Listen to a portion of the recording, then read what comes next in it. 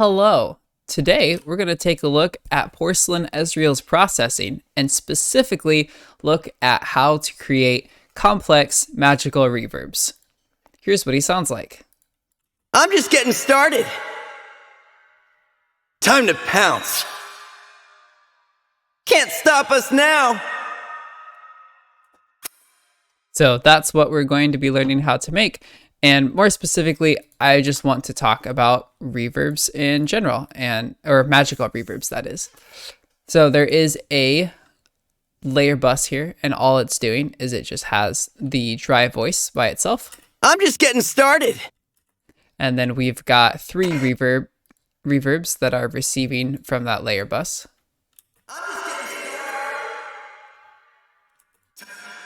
I'm just getting started.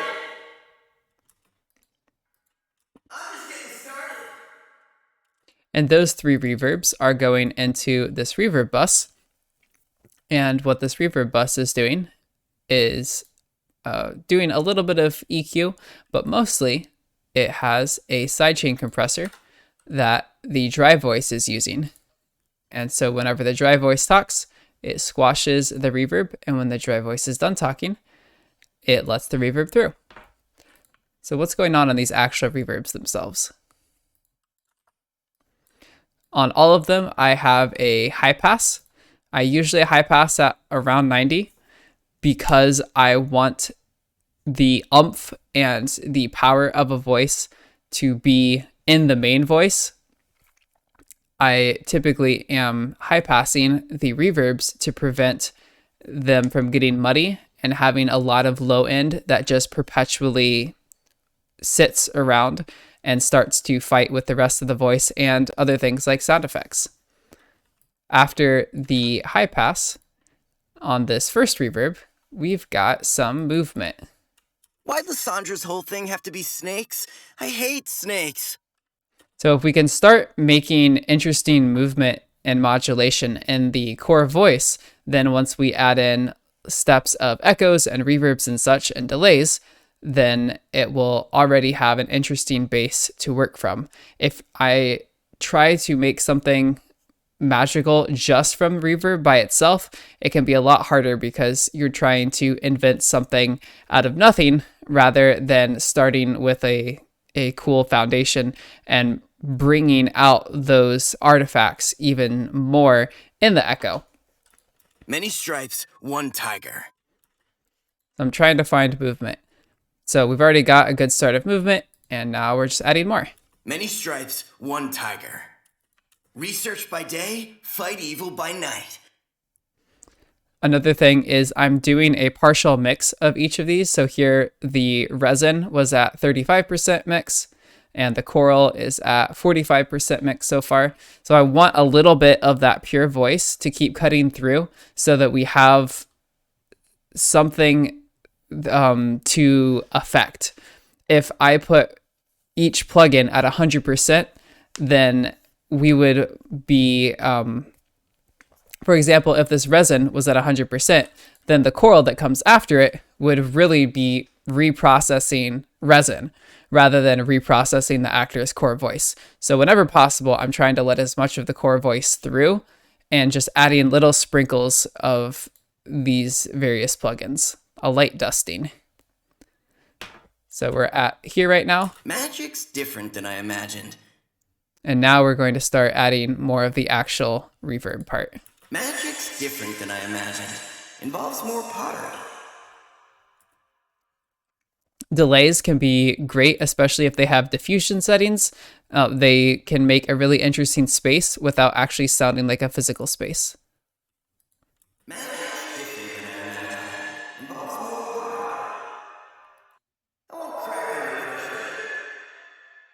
So at this point of the chain, I'm trying to really smear everything together that we've done so far. We've got a bunch of interesting movement, but it still sounds very distinctly like a voice. And we already have a layer that's taking care of the voice. So now with that reverb, I was looking to smear all of the intelligibility kind of into the background and just have a cool pad-like texture. And then lastly, a little bit of vibrato to give additional pitch movement on top of the reverb that we just turned on.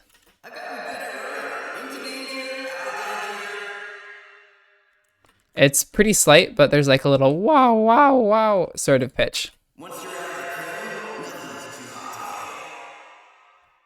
Adding some very slight movement like that after your actual reverb plugin can be a cool way to additionally glue everything together while also not losing what made the previous stuff special. So for example, if I have this resin, coral, and replica, and that's where my special magic dust sound comes from, and then I just run it through the reverb is going to start reducing the magical qualities and making things sound a little bit more grounded, which is good, but it can go too far. And so that's why I like to put typically something after that reverb as well to add just a little bit of the magic back into everything. Let's take a listen to the next layer. Once you're out of the kiln, nothing's too hot to handle. So because in our first reverb track, we already established a really good magical verb, I'm trying to add in things that are not going to just fight with that reverb. And so this track, I want to be a lot drier, or at least have a much shorter echo and a shorter decay time, and focus more on the synthetic movement. So we've got another instance of resin with different settings, and this is actually at 100%. Once you're out of the kiln, nothing's too hot to handle. Let's hear his dry voice for a moment. Once you're out of the kiln, nothing's too hot to handle. Resin. Once you're out of the kiln, nothing's too hot to handle. Another instance of resin with different settings. Once you're out of the kiln, nothing's too hot to handle. A little bit of EQ next for a cleanup, but we'll skip over that. A little bit of vibrato. Once you're out of the kiln, nothing's too hot to handle.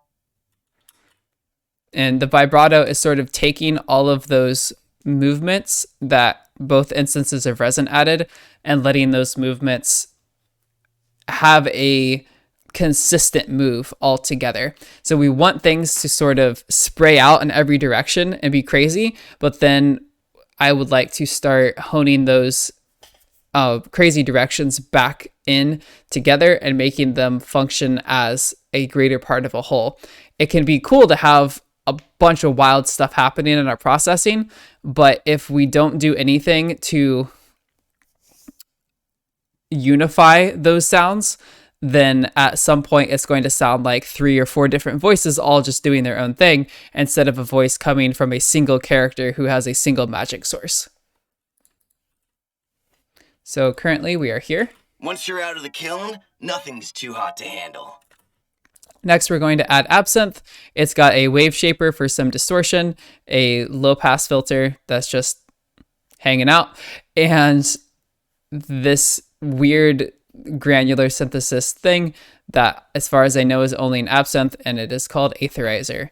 I don't really know what it does, but it sounds cool. Once you're out of the kiln, nothing's too hot to handle. And then at this stage, it's sounding a bit too dry on the whole. Oh, crack under pressure. So I sometimes, similar to how I added a little bit of modulation after the final reverb in the previous track, if I am going the opposite direction where this track just has a bunch of processing, I like to put a very light reverb at the end of all that processing to smooth it out, make it sound a bit more natural. And I've only got this at 50%. Oh, crack under pressure.